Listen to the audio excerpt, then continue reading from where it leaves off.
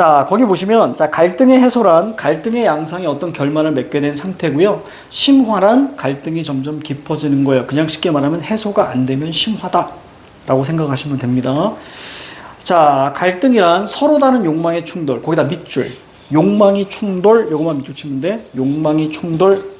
자, 갈등 알고 있어야 돼. 그러니까 이 욕망이라는 단어 자체가 선지에 나온다는 얘기야.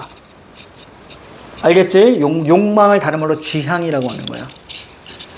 자, 충돌하는 지점에서 발생하는 것이기 때문에 밑줄 쭉 쳐. 갈등의 고조는 인물들의 성격 차이로 인해서 충돌이 발생한다. 밑줄. 아까 내가 뭐라 그랬지? 자, 갈등의 원인 누구한테 있다고? 부정적 인물에게 있다고. 그러면 둘의 차이의 기준은 바로 뭘까?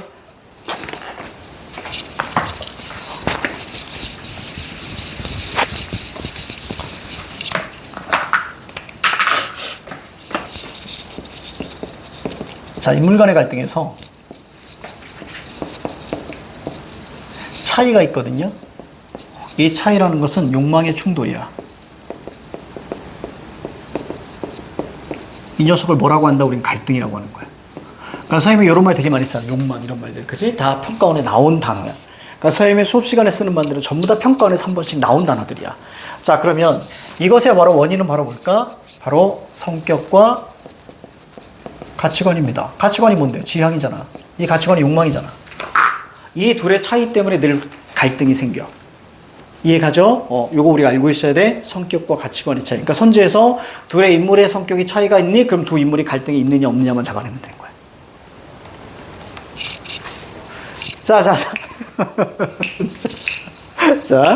자, 됐습니다.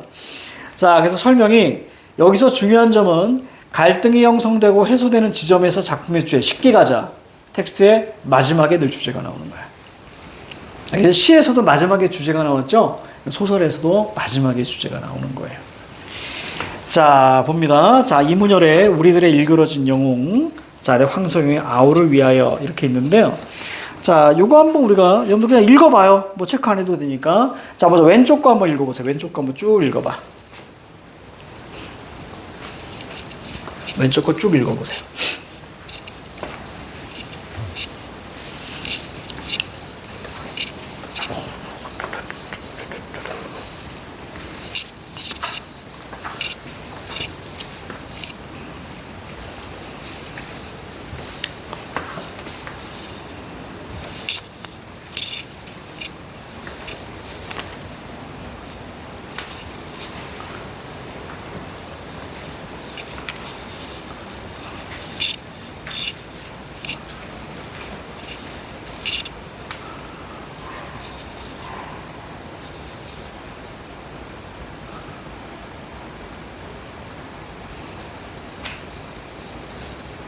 자, 됐어요.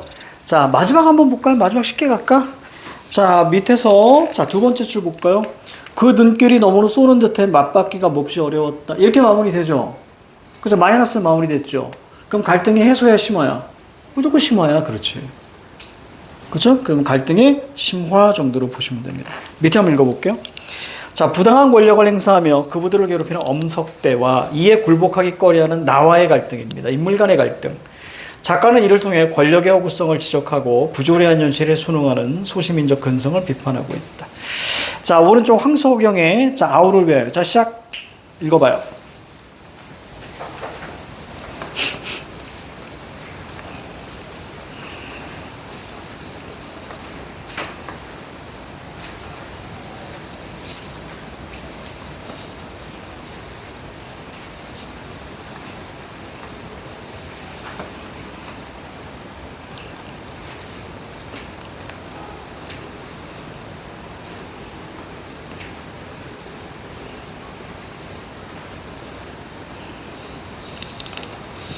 자, 됐습니다. 한중간에 뭐가 눈에 들어와요? 미안하다가 눈에 들어올 거고요. 마지막에 보니 가벼운 몸소리. 이게 끝이에요. 그러니까 갈등이 어떻게 된 거야? 해소된 거예요. 이렇게만 이해하시면 돼요. 자, 그래서 갈등이 해소됐다. 부당한 권력으로 아이들을 억압하던 영내의 사과를 받아낸 이후 나의 내적 갈등이 해소되는 모습을 그리고 있습니다. 불의에 저항할 줄 아는 용기의 중요성을 전달하고 있습니다. 자, 됐습니다. 그래서 평가원 공부가 훨씬 더 쉽고 단순해요. 보시면. 그래서 선생님이 한 20년 넘게 강의하면서 늘 느끼는 게 뭐냐면 내신 공부가 훨씬 어려워요. 그러니까 내신 공부를 막 하는 친구들은 진짜 어떻게 보면 험난한 길이기도 해. 사실 참 험난한 길이야. 자, 그래서 그만큼 우리가 대학에서 뽑는 것도 우리가 수시로 뽑는 이론이 더 많잖아요. 사실은 더 아직 더 많은 거고. 근데 이제 정시 공부는 사실 되게 좀 단순해요. 단순합니다. 우리가 뭐 사탐, 과탐도 2과목만 하면 되고. 그쵸? 영어도 우리가 그것만 하면 되잖아요. EBS만 하면 되잖아요. 그렇잖아요. 국어 같은 경우도 EBS 연계가 50%고요. 그 나머지 평가원으로 우리가 방법론 얘기고. 그래서 수학 같은 경우도 어찌 좀 정해져 있고, 킬러 문제의 어떤 번호까지도 다 정해져 있잖아요. 그래서 킬러 문제 하나도 못 풀고, 그 다음에 그 나머지 문제마다 한 2는 나오는 걸로 알고 있는데, 지금 9등급제에서. 그죠? 이제 그런 거기 때문에 훨씬 더 이제 정식으로 좀 쉽죠. 그러니까 이제 대치동이 막 몰리는 거야. 막 몰리는 거죠. 그러니까 여러분들이 대단한 거야. 이렇게 내신 이렇게 물론 못 보기도 하고 그러지만 어쨌거나 회복해서 그렇게 해 나가는 거 참 대단한 것 같아. 그래서 선생님 여러분들 좀 좋아하지. 왜냐면 이렇게 헤쳐 나가는 거 보면 어떻게든 나아가니까 그것만으로도 여러분들은 잘 될 거야. 그래서 나중에 우리 학원 졸업하고 평생 먹는 거 내가 쏩니다. 정말로 평생. 평생. 여러분들 나하고 나이 차이가 몇이지? 한 30년 나나? 30년 정도 나나? 그 정도 나는 것 같아. 30년 나는. 내가 90세가 되고 여러분들이 60세가 돼도 오면 음식은 내가 삽니다. 알겠죠? 그런 거니까. 왜냐면 그만큼 여러분들 열심히 살기 때문에. 자, 가자. 자, 참고. 자, 인물의 성격이 다름. 자, 아까 뭐라 그랬어요? 성격과 가치관의 차이라고 했던 거 기억나? 다르면 갈등이고요. 성격이 같아져요. 그럼 해소되는 거예요. 미안해. 이렇게 사과할 줄 아는 애이. 그럼 이제 되는 거예요. 자, 이게 좀 재밌는데요. 자, 2번째 단락부터 볼게요. 갈등이 해소되는 시점은 놀부가 착하게 마음씨를 고쳐먹은 이후 흥부와 성격이 같아졌을 때입니다. 따라서 갈등이 해소되는 지점에서 반드시 인물의 성격 변화가 나타나야 돼요. 이제 감이 오죠? 그치? 갈등 해소라는 게 인물과 인물 간의 갈등 해소. 그치? 빌런이 착해지면 되는 거예요. 자, 그래서 그럼 그 부정적 인물이 뭘로 바뀌어야 돼? 갈등 해소가 되기 위해서는. 부정적 인물의 성격이 긍정으로 바뀌어야 돼요. 그럼 인물의 성격이 변화되니까 그 인물은 뭐가 되는 거예요? 입체적 인물이 되는 겁니다. 이제 이해 가니 전체 흐름이. 그치? 이렇게 가야 돼. 자, 놀부의 성격 변화는 갈등의 해소를 가져옵니다. 갈등의 해소가 중요한 이유는 자, 밑줄 쳐요. 소설의 주제는 갈등이 해소되는 지점에서 나타납니다. 그래서 어떻게 돼요? 밑에 줄. 소설의 주제는 뭐예요? 착하게 살자가 주제가 되는 거예요. 됐습니까? 갈등이 해소되는 지점은 인물의 성격이 바뀌어야 된다. 즉, 부정적 인물이 긍정적 인물로 바뀔 때 갈등이 해소가 되는 거예요. 자, 그러면 이렇게 물어볼 수 있어요. 쌤, 그러면 꼭 반드시 부정에서 긍정으로 바뀌나요? 이거는 마지막에. 부정적 인물이 마지막에 긍정적 인물로 바뀌어버리면 갈등이 해소가 되는 거고요. 그럼 갈등의 처음 시작에는 그럼 인물의 변화 같은 경우는 원래 긍정이었는데 부정적으로 바뀌면서 시작돼요. 인물의 보통 변화가 있을 때는.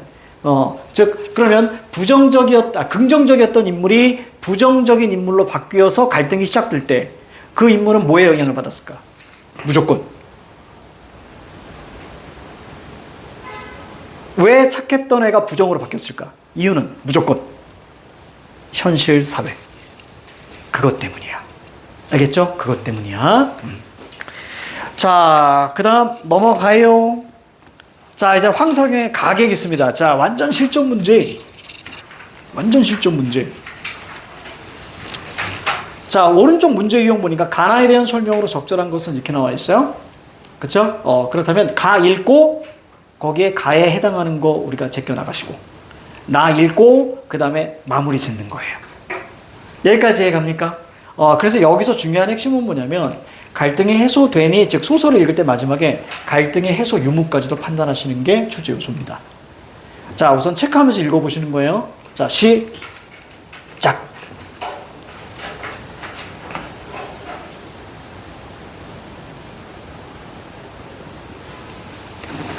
이거는 복사를 좀 해줘야겠다.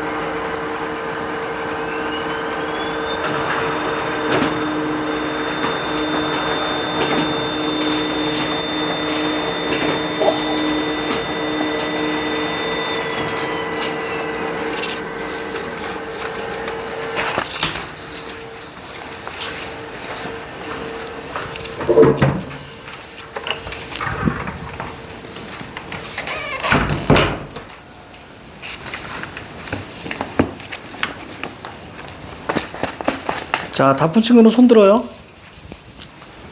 복사한 거 드릴게요.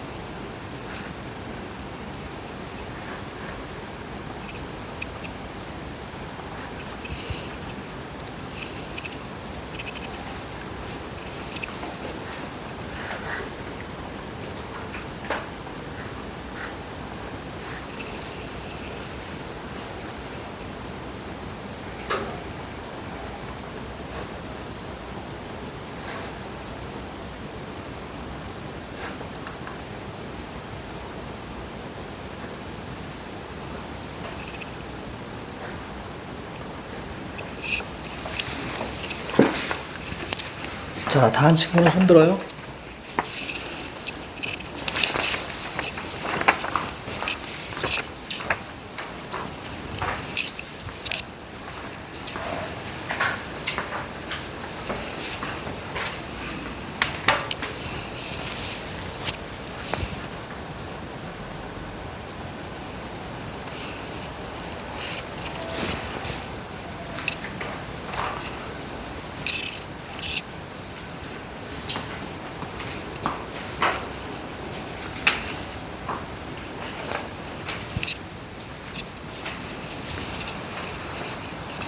했어.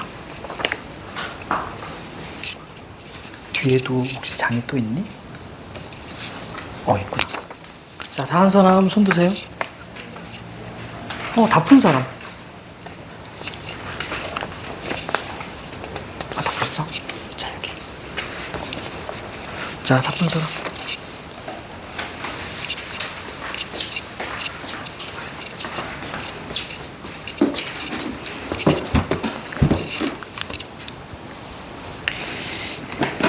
자, 볼게요.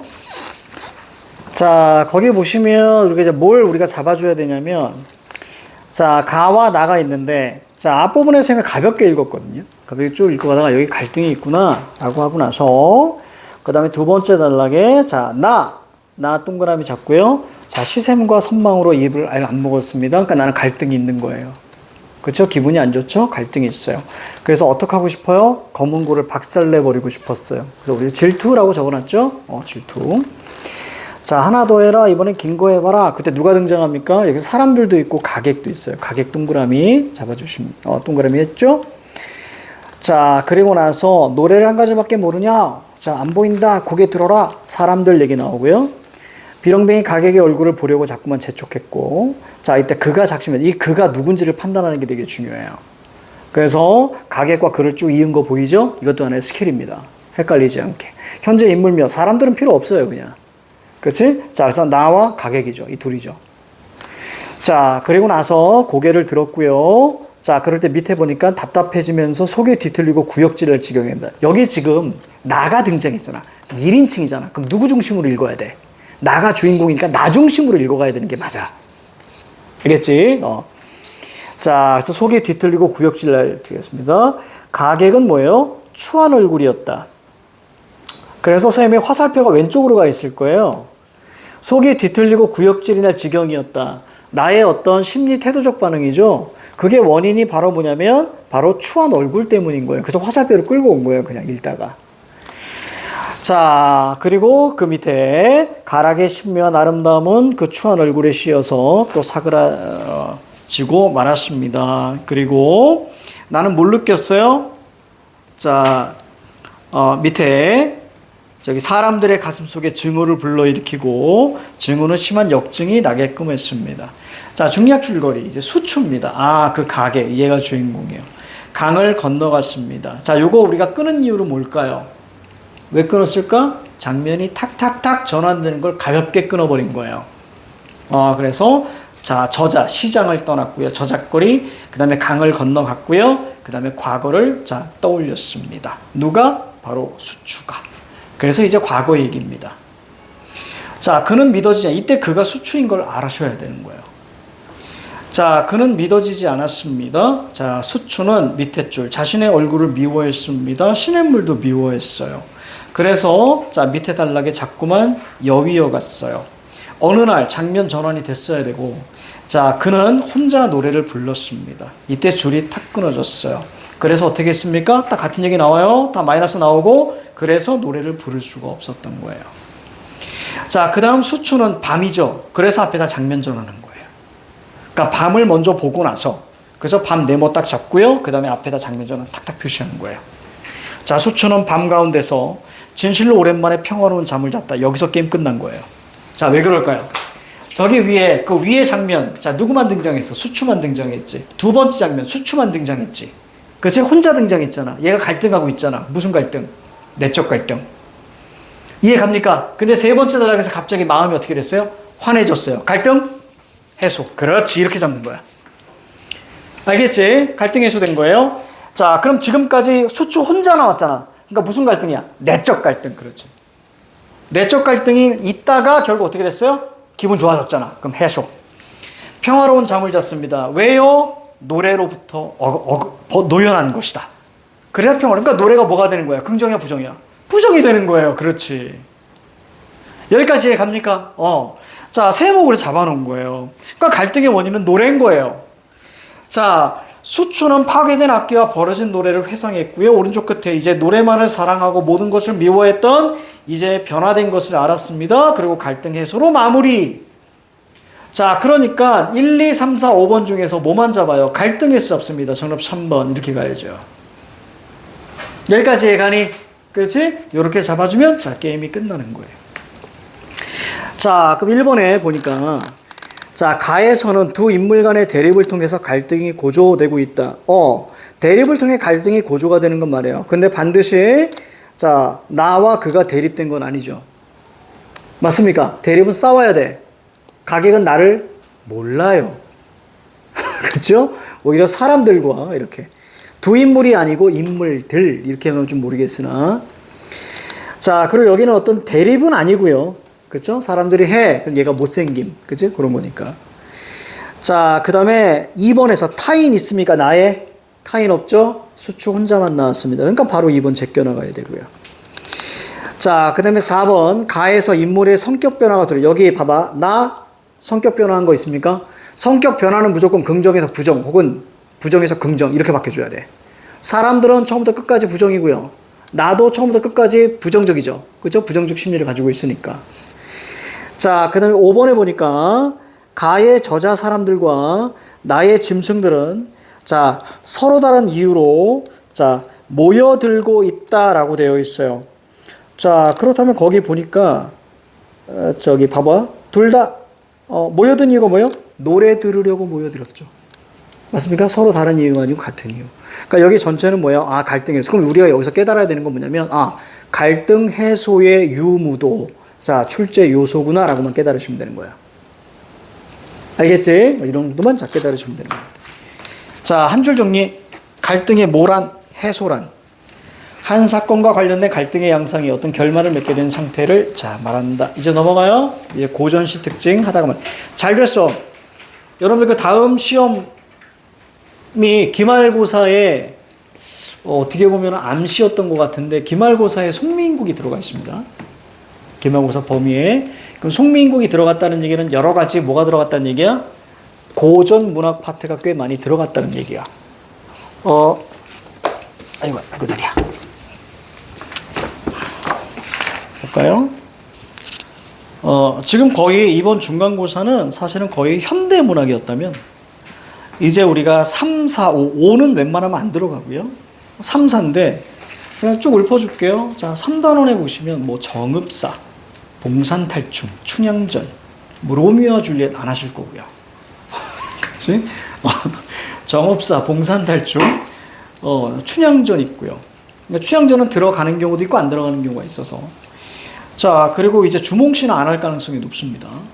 뭐 제망매가 있고요. 동동이 있고요. 이생규장전, 시존의 편. 이 중에 들어간 거 없었죠. 여러분 거의 1, 2단원 중심이었지. 기억이 안 나. 볼까요?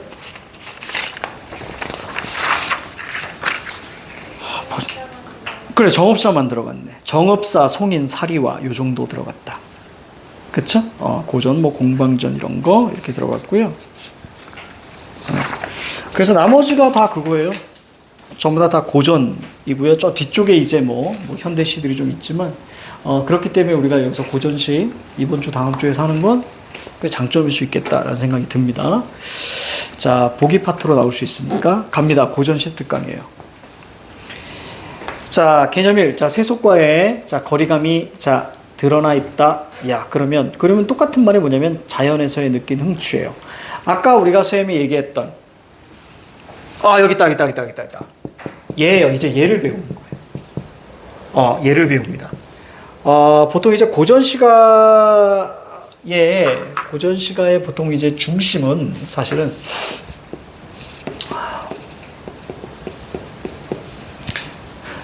보통 어떤 게 많이 나오냐면요. 이건 적지 마세요. 유교적, 탈소적, 자, 비판풍자, 자, 그리고 이제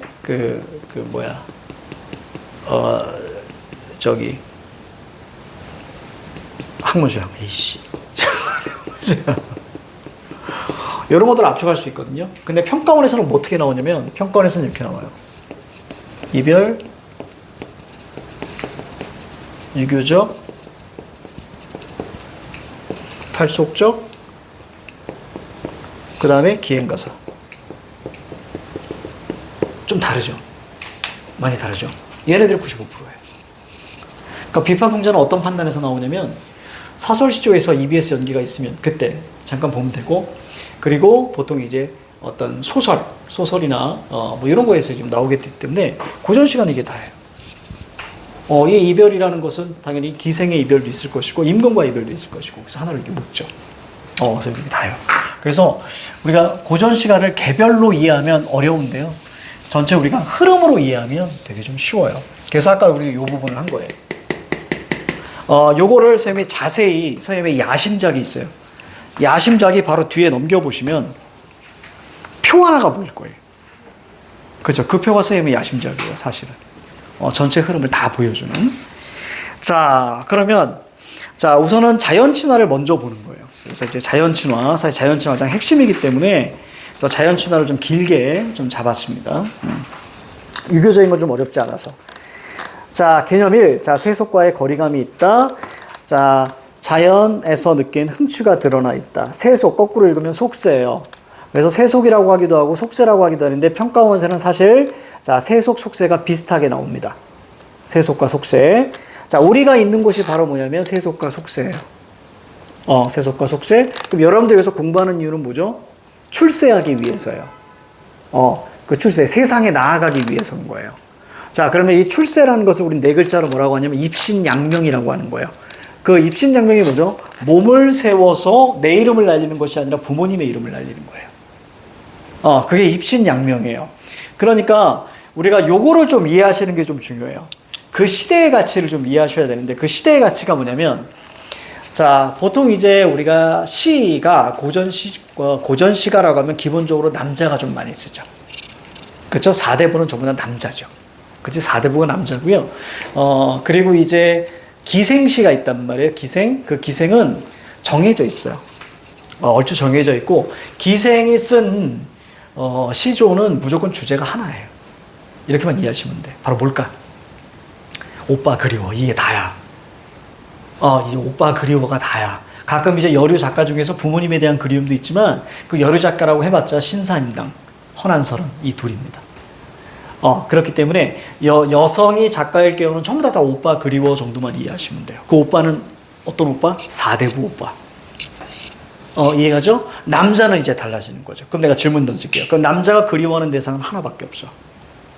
임금밖에 없는 거야. 그치? 임금 플러스 이제 이제 부모. 근데 부모는 잠깐 한두 줄로 가사 안에서만 나오지 거의 나오지 않아. 자, 그럼 보세요. 자, 내가 4대부 남자야. 4대부. 선생님 옛날에, 그치? 내가 아마 과거에 노비는 아니었을 거야. 전생에. 물론 예전에 장난으로 본 전생에서 신라의 기생이었다는 얘기를 듣고 나서, 뭔가 이상하다라는 생각이 좀 들었고, 그리고 나서 뭐래더라? 15세기, 16세기 포르투갈 상인이었대. 이게 뭐야? 전혀 예상 못할. 그래서 전생은 믿을 게 못 된다라는 생각이 좀 들었는데, 자, 아무튼, 자, 내가 4대부의 남자로 태어나요. 그럼 3살부터 공부하기 시작해요. 지금은 여러분들의 꿈이 다 다르죠. 그치? 여기 좀 우리 4명이 있지만 4명의 꿈이, 5명이 있지만 5명의 꿈이 다 달라요. 선생님의 꿈은 음악하는 게 꿈이거든요. 그리고 각자의 꿈들이 다 있을 거예요. 그렇죠? 각자의 꿈들이 다 있을 거예요. 난 나중에 남자가 될 거야. 뭐 이런 꿈이 있을 수도 있고. 자, 아니에요. 자, 그래서 각자들의 꿈이 달라요. 근데 옛날 4대부의 꿈은 하나. 딱 하나. 청나라가 강대국일 수밖에 없는 이유는 뭐냐면 다양성을 다 인정했거든요. 근데 조선은 사실 다양성 인정을 많이 안 했죠. 자, 그래서 되게 획일화됐어요. 꿈이 하나. 4대부가 남자가 태어납니다. 그 꿈은 딱 하나. 무조건 출세. 그래서 저기 그 엘리베이터 앞에 큰 가판 있잖아요. 선생님 사진 있는 거 말고 거기 있으면 아마 그렇게 써 있을 거예요. 입신양명을 위해 과거를 실현하는 곳 우리하고. 거기 그렇게 써 있어요. 한 번도 안 봤지. 그래서 거기 보시면 고전적으로 써놨어요. 그래서 거기 이제 네이버 검색이라고 안 했고 이제 네이놈 검색 뭐 이렇게 적혀 있어요. 약간의 좀 재치를 이렇게 좀 발휘했는데 아무도 안 보더라고요. 자, 아무튼 우리 학원에 다니는 학생들조차도 안 봐요. 가끔 이제 그 발레 옷 입고 애기들 있잖아. 그 애들이 이제 발레 옷 입고 이렇게 와가지고 이렇게 보고 가요. 그럼 나는 깜짝깜짝 놀래요. 막 인삼이 왔다 가는 그런 느낌인 거예요. 살색으로 이렇게 돼 있잖아. 애들이 이렇게 보고 애기들 이렇게 와! 그리고 까르르 까르르 가요. 그럼 한편으로 기분도 나빠요. 하필 눈 마주치고 애들이 웃고 가거든요. 아, 저 녀석들. 그럼 나중에 또 크면 우리하고 놀라나? 막 이런 생각이 들어요. 자, 3살 때부터 공부해요. 천장어부터 공부 시작합니다. 그리고 나서 이제 그 이후에 무슨 소학, 대학, 논어, 맹자, 주역, 춘추 이런 것들을 막 공부해서 15살이 되면 자, 그때 과거 시험을 봐요. 그래서 첫 번째 보는 게 속과를 봐요. 그러니까 쉽게 말하면 수능 시험, 첫 번째 보는 게 수능 시험이에요, 속과. 그거를 통과하잖아요. 웬만하면 통과하거든요. 그거를 통과하면, 이제 첫 번째 진사라는, 벼슬은 아니지만, 진사라는 명칭이 주어지고요. 그리고 대과를 볼 수 있는 기회가 생기고, 그 다음에 또 하나 성균관에 진학할 수 있는 기회가 생겨요. 자, 대과가 공무원 시험이다라고 생각하시면 돼요. 보통 많이 달랐지만 3년에 한 번 시험을 봐요. 대과 3년에 한 번. 그리고 경쟁률이 정조 때 그 기록이 남아 있는데 정조 때 10만 명이 지원했대요, 거의. 그리고 33명 뽑습니다. 이야, 대박이죠. 그래서 퇴계 이황도 삼수하셨거든요. 삼수하셨기 때문에 삼수면 만약에 이제 3년 봤다 그러면 거의 9년 그런 거예요. 자, 그래서 그 정말 세계 10대 철학자 중에 한 분인 퇴계 이황도 삼수하셨고, 그 다음에 어떤 저 인천의 자랑 또 누구더라? 갑자기 또 까먹어 생각이 안 나요. 되게 유명한 사람인데 그 사람도 삼수했거든요.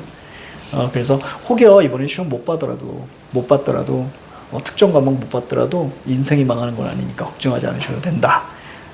어쨌거나. 자, 아무튼 그래요. 그래서 해요. 그 다음에, 자, 대과를 봐요. 그래서 붙잖아요. 이렇게 붙고 나면, 얘의 꿈은 이제 뭐냐면, 이제 과거에 급제하는 순간. 여러분들, 과거 시험을 볼 때, 1등 시험 답안지가 있을 거예요. 그때 논술이거든요, 논술. 논술이에요. 그러면 1등 시험 답안지를 뭐라고 할까요? 지금 우리가 많이 쓰는 말이야. 쓰는 말입니다. 그걸 압권이라고 합니다. 들어봤지? 오, 압권이야. 막 이런 얘기 있지? 거기서 쓰는 말들이 이제 많이 사용된 거죠. 그리고 이제 여기서 통과하면 계속 위로 올라가요. 대과에서. 급수가 막 올라가요. 그러니까 급제된 사람들끼리 또 이제 다음 급수로 올라갈 수 있는, 다음 벼슬로 올라갈 수 있는 시험들을 막 계속 봐요. 그래서 어디까지? 임금 앞에까지. 내 기억이 맞다면 총 아마 9번을 계속적으로 볼 거예요. 그래서 마지막 임금 둘 탁 놓고 임금 앞에서 시험 보는 거예요. 이야, 그래서 임금이 마지막에 최고의 답안지를 딱 잡을 거 아니에요? 그 답안지에다 점을 찍거든요. 그게 지금 쓰는 낙점입니다. 낙점했다. 이런 게 있잖아요. 낙점합니다. 그래서 그 9번의 그것을 모두 1등한 놈이 있어요. 9번 수석. 전부 다 1등. 그게 바로 율곡이야. 조선의 천재. 막 올라갑니다. 그래서 결국 최대한 누구 옆에 있으려고 하는 거예요? 임금에게 가까이 있으려고 하는 거예요. 이게 4대부들의 모든 꿈이에요. 그러니 4대부가 갑자기 작가가 4대부인데 남자 이름인데 그리워요. 그러면 10중 8구 누구야? 임금이야. 그렇지. 그럼 주제는 뭘로 가? 중. 두 글자로 뭐? 연군.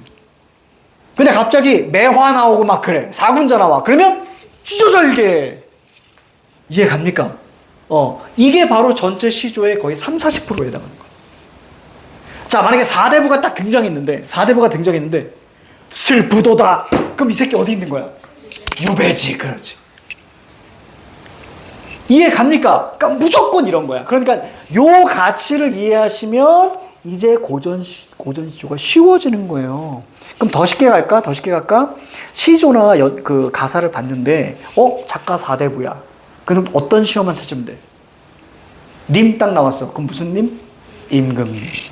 그럼 주제는 뭐? 충. 두 글자로 뭐? 연군. 이해 갑니까? 이렇게 잡는 거예요. 흐름 이해가? 그치. 요 흐름을 이제 나중에 좀 더 자세히 선생님이 이렇게 시키겠죠. 그치. 시조는 이런 방식으로밖에 안 나와라고 해서 쭈쭈쭉 이야기해 주겠죠, 선생님이. 자, 우선 자연친화를 우리가 봐야 되는 거니까. 자연친화. 자, 갑니다. 세속은 입신양명. 사회적으로 인정. 출세만 밑줄 치세요. 출세. 그러니까 출세가 목표야. 4대부들은. 딱 하나야. 자, 그러면 이 출세는 뭐예요? 욕망입니다. 그래서 속세를 욕망으로 파악해서 욕망세목. 이 욕망 어디서 배웠어? 아까 갈등에서 배웠잖아. 그래. 그러니까 이 말이 계속 반복되는 거예요. 하나로 묶어주는 거예요. 자, 욕망입니다. 욕망의 반대를 뭐라고 하냐면 무심, 무욕이라고 하는 거예요. 그래서 성찰 수필에서 가장 많이 나오는 게 무심과 무욕입니다.